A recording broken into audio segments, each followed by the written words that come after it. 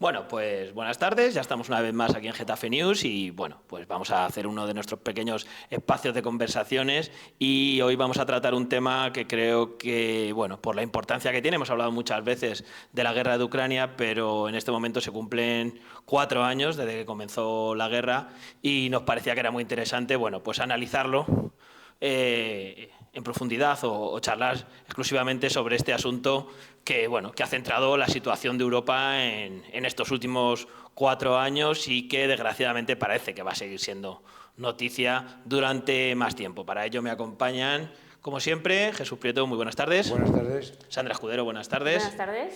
Y bueno, yo creo que Jesús, tú eres el que mejor puede hablar de esto. Bueno, sí, si recordamos, porque la memoria se nos va rápidamente de los hechos, y más en estos tiempos que nos lanzan 100 mensajes cada mes. Esta fue una guerra que fue radiada. La concentración de tropas rusas, los servicios de información, la CIA, ahora se ha publicado, entonces no lo sabemos. La CIA y los ingleses tuvieron información detallada de todos los movimientos y preparativos de la guerra, los movimientos de tropas de Rusia, y lo fueron radiando. Se intentó parar que no entrasen, pero no se consiguió. ¿Por qué no se consiguió? Porque Putin estaba convencido, y Rusia y la KGB, que en 4 días iban a ser recibidos, incluso aclamados, las tropas rusas al entrar en Ucrania. Y se encontraron exactamente lo contrario. ¿Cuál era el plan ruso? El plan ruso era entrar, tomar Kiev, que fue lo que intentaron hacer, poner un gobierno títere y se había acabado la guerra. Y esto pues era cuestión de una semana. Pero encontraron una resistencia muy feroz, tan fuerte, que 4 años después lo que han avanzado los rusos en territorio ucraniano es absolutamente ridículo, a pesar de los costes que hay de todo tipo. Y esos costes hay que recortarlos un poco, porque también nos olvidamos de ese coste. A día de hoy se calcula que hay 2 millones de víctimas. 2 millones de víctimas. Entre rusos, porque los rusos también son personas, muertos y heridos, entre víctimas, muertos y heridos. Muertos son mutilados, sin piernas, sin brazos, hay que decirlo. Y esto lo dice el Centro de Estudios Estratégicos Internacionales, o sea, no lo dice ni rusos ni ucranianos. Hay 15.000 civiles ucranianos muertos, 1.500 niños ucranianos secuestrados, que se han llevado a Rusia. Hay 2,5 millones de viviendas destruidas. O sea, estamos hablando aquí en España de que necesitamos 600.000, aquí se han destruido 600.000 o 800.000, es la duda. Aquí estamos hablando de destruidas 2,5 millones de viviendas. Y luego las personas. No voy a las fábricas porque el número de fábricas, eso no está detallado. Hay cifras, pero no están detalladas y inventariadas de forma... Este dato de los civiles muertos y de las casas es de la ONU. O sea, tampoco es inventado por una parte u otra. Y hay 10 millones de personas. Es uno de los mayores éxodos de la historia. 10 millones de personas de ucranianos desplazadas. Es una cifra, 3,5 millones internamente, que han tenido que irse de donde vivían, 6 millones que han ido, 6,5 millones que han ido a otros países, fundamentalmente Polonia y Alemania, los que más tienen, pues ser más cercanos y más coincidencias.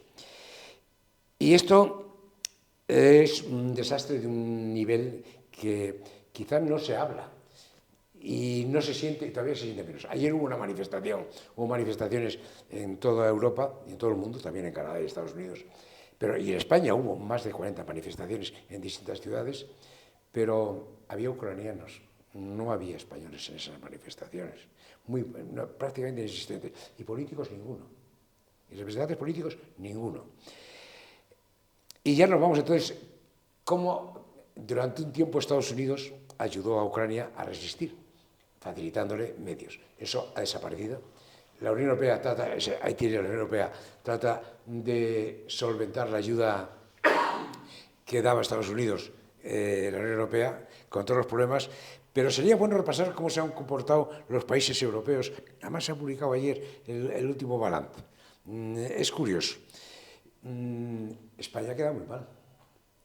En la ayuda tanto, y en esa ayuda se pone la que le corresponde por la que da la Comisión Europea directamente y la que ha dado voluntariamente como país. Estamos entre de todos los países europeos, no solamente de todos los países europeos, estamos entre los 4 que menos han dado. Y por población somos el 4 con más población y por riqueza somos también de los más ricos. No queda bien España, queda de las más rácanas. Solamente está a nuestro nivel, es curioso, están 3 países pequeños, Malta, y a nuestro nivel está Italia, que se ha portado igual de mal que España. Con 2 gobiernos, uno de extrema derecha y un gobierno de izquierda. Son los 2 países europeos que económicamente hablando y de ayuda humanitaria, no solamente la militar, la humanitaria también, quedan en la foto peor parados por su tamaño y por su importancia. Pero si vamos a pequeñas cosas, vivimos en Getafe. Yo en Getafe he vivido los actos de solidaridad con Ucrania, todos, y solamente recuerdo 2. Y los 2 al principio. El primero fue leer un manifiesto de la FEN, que lo leí, me lo pidieron que lo leyese, y aunque no me gustaba lo leí, porque creo, luego lo mejoró la FEN con otro, pero ese primer comunicado no era lo más acertado que he visto en mi vida, pero lo leí, porque al final sí era solidaridad. Y un concierto en el García Lorca, concierto en el que no había ningún ucraniano, menos 3 que llevé yo, que invité yo. Y donde no había ningún músico ucraniano, cuando si algo, una de las cosas que tiene Ucrania son músicos excelentes. Desde entonces no ha vuelto a haber un solo acto en Getafe de solidaridad. Yo veo otros muchos actos con Ucrania, y luego no he visto ningún otro. Con lo cual, Ucrania nos queda muy lejos. Con la conclusión de eso, Ucrania a España y a Getafe nos queda muy lejos. Los europeos, la mayoría, no han entendido lo mismo y están en otra batalla difícil. ¿Cuál va a ser el final? Putin tiene un problema y como lo tiene Putin, lo tenemos todos el problema. Putin es un dictador, es un autócrata. Lo que está inventando tú ahora de la tecnocracia, Putin ya lo tiene organizado con los multimillonarios rusos desde hace tiempo. O sea que no se inventa casi nunca nada en la vida. Y Putin, que creía que podía tomar Ucrania en 4 días, y fue un error inmenso, lleva 4 años y ha avanzado 12 kilómetros en toda la línea, tiene un problema ya. Tiene un problema que si termina mal, le puede costar muy caro. Y a los autócratas y los dictadores no les gusta terminar mal. Hay ya, en eso, como no tenemos mucha información, pero alguna tenemos, en Rusia hay problemas ya serios. Sí está afectando ya al nivel de vida, porque la guerra hasta ahora, como dicen en Moscú, no había guerra. Ya empieza a haber guerra en Moscú. Ya empieza a haber guerra porque ya hay problemas económicos de la población. El esfuerzo de la guerra ya empieza a notarse en Rusia. Y Putin empieza a tener problemas. Y la productividad, el presupuesto para el gasto de la guerra, pues se está quitando de otras partes de la economía rusa. Las sanciones, China e India se encargaron de que tuviesen el mínimo efecto, pero ya tienen efecto, empiezan a adaptarse en otros apartados. Empieza a haber problemas serios en Rusia. Claro, pasa que los que protestan tienen condenas de 8 a 15 años de cárcel. No es fácil protestar. Claro, aquí nos creemos que una protesta es igual que aquí. No, allí es bastante diferente. Entonces, pero hay malestar. A mí las noticias que me llegan cada vez es que hay un malestar y ese miedo lo tiene Putin. Entonces, por una parte, si llega a un mal acuerdo de paz que no pueda vender como un éxito, se lo van a decir, todo este esfuerzo para esta mierda. Le van a decir los rusos.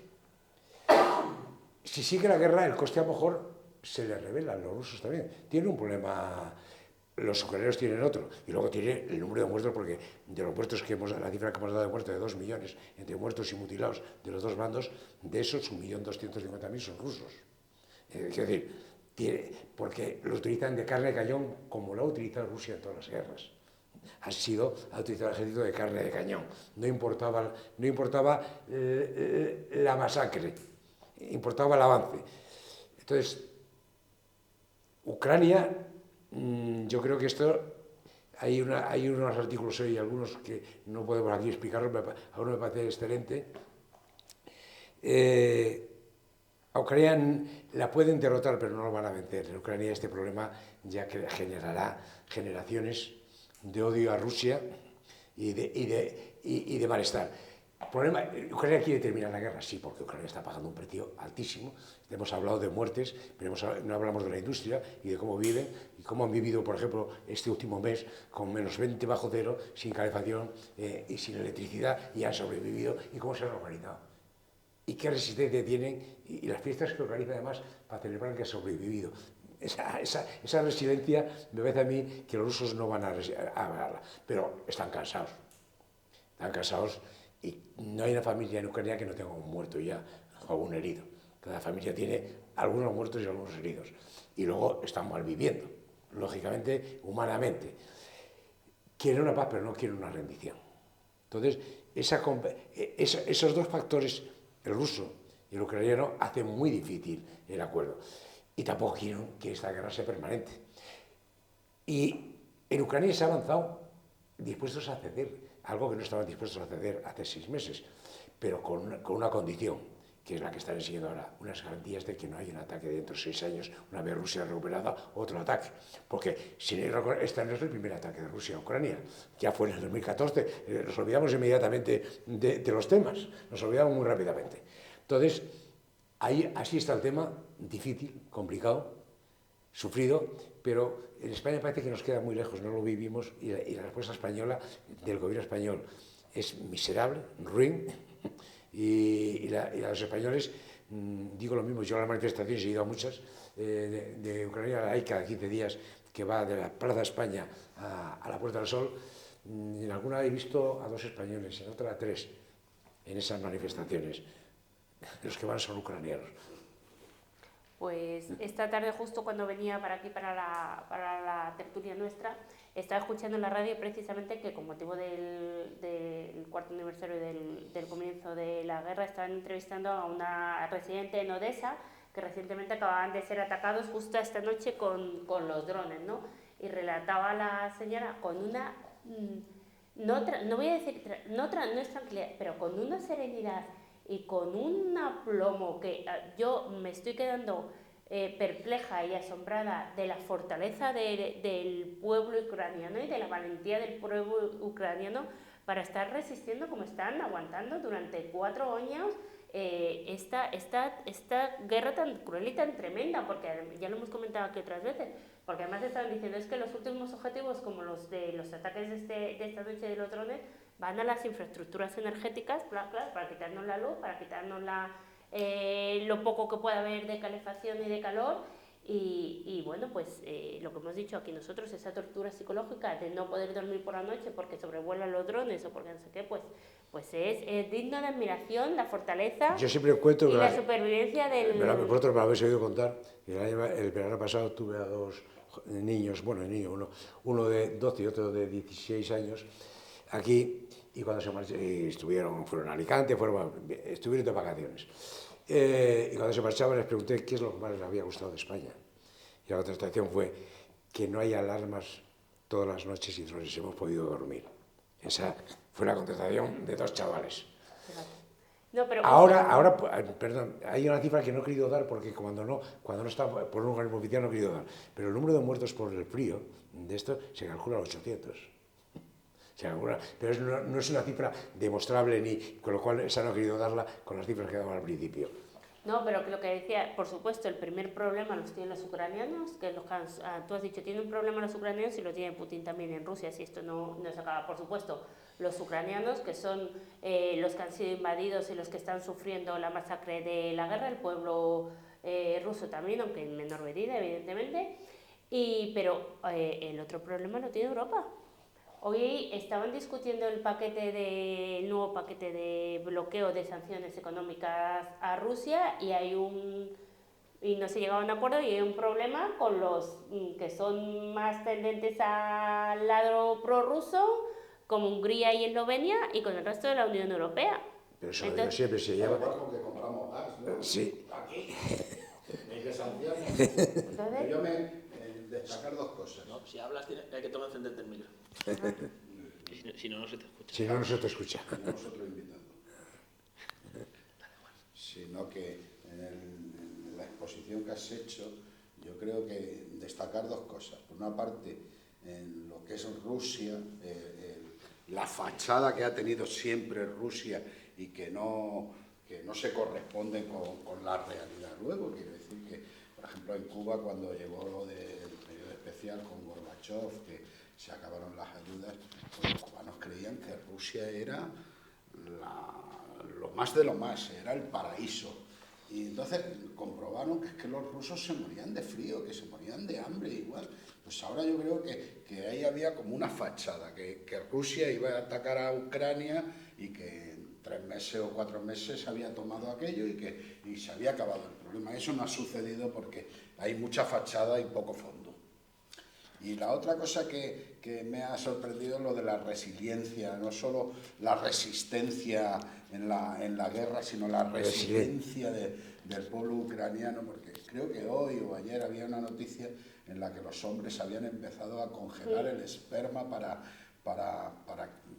que haya una sucesión. Porque hay un problema de natalidad evidente. Por la guerra hay un problema de natalidad tremendo. Sí, eso es un detalle de la resiliencia también, de querer subsistir como pueblo a pesar de todas las penalidades. ¿No? Y como dentro de la situación tan grave que tienen, siguen viviendo con cierta normalidad. Es decir, Bueno, no con cierta normalidad. Sí, hombre, los niños van al cole siempre que pueden, en la medida de lo posible. No, hay cole todos los días.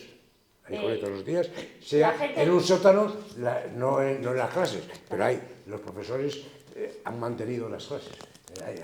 El mérito es de los profesores. La gente va al trabajo porque, vamos, cuando salen reportajes o documentales sobre este tema en la televisión, es que lo explican ellos. En cierta manera, los que podemos ir a trabajar, pues van a trabajar. La y salud si en ese momento son una alarma antiaérea, nos metemos eso lo paga en la boca de salud esto para mental. que tengamos. Eso lo paga la salud mental porque yo lo que hablo, tengo la fortuna, pues un honor hablar con ucranianos todas las semanas, con traductor en medio, naturalmente, pero hablamos. El grave problema que es mental ya es que si tienes 5 horas de sirenas y de bombas todas las noches y luego tienes que ir a trabajar, la tensión que se genera empieza a hacer una huella profunda, empieza a ser un problema profundo, que lo resuelven, y tú lo dices bien, organizan fiestas, bailes, cantes, pero porque necesitan explosionar ese interior conflictivo que son todas las noches son 5 horas de sirenas y bombas, todas las noches. Estábamos diciendo nosotros que ahora que ha salido el sol hemos salido todos a la calle porque 3 semanas o un mes de lluvia parecía que nos había afectado a todos hasta nuestra salud mental, pues imaginar lo que puede suponer esta cuestión. Yo creo que, un poco en lo que decías, o sea, la dificultad hemos hablado muchas veces de cuándo se iba a acabar la guerra. Tú hablabas de cómo al principio los propios rusos pensaban que en 4 días iban a solucionar el problema. No hace tanto tiempo hay que recordar que el presidente de Estados Unidos dijo que lo primero que iba a hacer, y lo primero que iba a hacer cuando fuera presidente de Estados Unidos era acabar con la guerra en Ucrania, y la guerra en Ucrania sigue y ni el todopoderoso presidente de Estados Unidos ha podido parar la guerra. Es verdad que hay negociaciones, que ahora mismo se han empezado a sentar por lo menos en una mesa, las dos partes, mediadas... Sin Europa, que es intolerable. Con mediador, sin Europa. Con el mediador de Estados Unidos.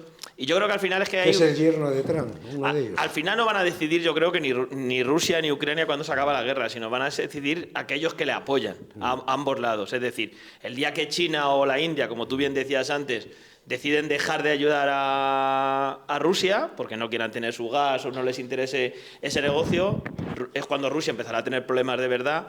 Y si Europa, ahora ya Europa, porque Estados Unidos, como bien has dicho, está empezando a dejar de apoyar eso, si Europa deja de pagar la guerra de Ucrania, Ucrania tendrá que ceder todo su territorio. Es decir, creo que están en este momento más decisivos, si me apuras, los aliados de cada lado que los propios contendientes en la batalla. En Rusia hay problemas, y lo he tratado de decir suavemente, pero hay problemas serios que todavía no se han manifestado del todo públicamente, aunque me dicen que ya empieza a haber fisuras. Sí.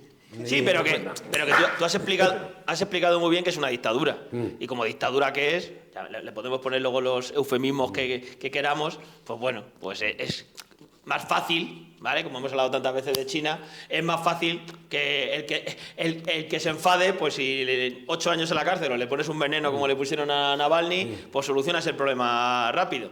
Entonces, yo veo más importante qué va a pasar con los aliados. Y evidentemente, el aliado más inestable en este momento es Estados Unidos. Ya no es aliado, es un enemigo. Bueno, pero vamos a dejarle ahí. Yo digo que en este momento Estados Unidos es un enemigo de Ucrania. Sí, pero hemos hablado ya no muchas es veces. aliado. No da ni un solo duro, ni un solo duro. Has visto que pueden pagar otros, pues ¿para qué va a pagar en la fiesta? Y además es el que trata, está haciendo el juego de Putin. Claro, a eso quería llegar. Es decir, la cuestión es esa. Es decir, que igual que él dijo que iba a acabar con la guerra, yo creo que Putin en ese momento pensó que le podía venir muy bien esa participación de Estados Unidos de abandonar la guerra, de cambiar el tablero de juego. Tú has hablado de los problemas que hay en Rusia, pero está claro que en Ucrania se está hablando de que puede haber un parón de la guerra para que haya unas elecciones, famosas elecciones de las que está hablando últimamente, y todos sabemos cómo se pueden manipular elecciones para que quiten a Zelensky y acaben poniendo a alguien. Eso es una exigencia de los americanos, que no ha quedado a Zelensky más remedio que decir sí, pero 2 meses pero se para la guerra 2 meses. Pero por exigencia, porque si no. Por eso. Lo cual es un disparate de un calibre. Sí, Jesús, pero a eso me refiero. Pero ¿cómo votan los 9 millones de desplazados? Hemos dado los datos. Los 9 millones de desplazados, ¿cómo votan? ¿Dónde votan? ¿Cómo? ¿Dónde? Sí, pero ¿Con la bomba? Que sabemos que al actual gobierno de Estados Unidos le importa muy poco si tienen que votar los 9 millones que están fuera o los de dentro. Es decir, que tiene pinta de queremos cambiar lo que no pudo hacer Putin, entrando con un ellos solo con los tanques cambiando el gobierno. Quiere cambiar a Zelensky mediante esta forma. Lo pueden pactar, la CIA y el KGB ya no existe. Si el señor Trump quiere que no puedan votar en Estados Unidos los estadounidenses, imagínate en Ucrania. Claro, pues a eso me refiero. O sea, que es verdad que esa jugada, que se está buscando una jugada de esas para acabar con la guerra, que no se va a acabar, porque tiene pinta que además, en el tema ya digamos más físico, esa discusión entre si cedemos lo que falta del Donbass o no se cede. Yo creo que eso es la típica guerra que se eterniza, que queda un frente ahí para siempre. Como tú dices, ni se avanza para adelante y para atrás, tengo 300 drones, los tiro al otro lado, mato a no sé cuánta gente, que es el gran problema, el gran sufrimiento humano que estamos viviendo, y los otros a la vez. Tiran eso y la guerra se puede quedar así durante mucho tiempo. Espero que no. Pues yo también lo espero, pero que empieza a parecerse más. Hay un riesgo. Empieza a parecerse más a eso que eso. Porque yo soy de los que, a lo mejor de una forma ilusa, y conocí en los 90 a Rusia, fui del Instituto Hispano-Ruso, consejero, y viajé bastante a Rusia. Creo que, estando de acuerdo con Juan, Rusia es un tigre de papel. Mucho más de lo que nos parece y de lo que parece a los contrarios, y que la sociedad rusa su negocio es muy débil, se está viniendo abajo con una velocidad de espanto y está siendo mantenido por China total y absolutamente, y puede venirse abajo, pero ya a pesar de eso las dificultades, quiero decir, la inflación está en un 20 y tantos, los sueldos no son altos. Estamos hablando del ruso medio. Empieza a tener problemas muy serios.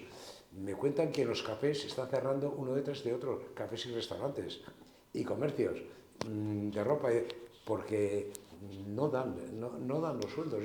Ya están viviendo, el problema de la guerra empiezan a vivir los rusos medios, el ruso medio. Y hay que decir que también es verdad que es un ruso, que no es el ruso que viene de la Revolución de Octubre y de la Rusia donde llevaban... No tiene nada que ver. Claro, donde llevaban 50 años aislados del mundo y no sabían lo que pasaba afuera y tal. Estamos hablando de un ruso que hasta hace 5 años, precisamente, se movía abiertamente por toda Europa, disfrutaba de unas condiciones de vida. La población rusa, como bien habéis dicho, no es una población tampoco muy importante, pero que realmente entre las zonas el ruso medio podía ya... tenía unas condiciones muy occidentalizadas, digamos. Hace 5 años o 10. Colonizado Alicante lo tenían colonizado. Claro, a eso me refiero. No solo comprando de vacaciones. La Costa del Sol. Y ya muchas inmobiliarias en Calpe, que es lo que más conozco, ¿no? Habían puesto rótulos en ruso. Claro.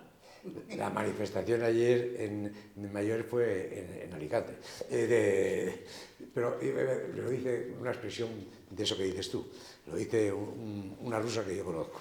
Dice, preferimos Dice, antes podíamos ir a Tenerife, ahora no.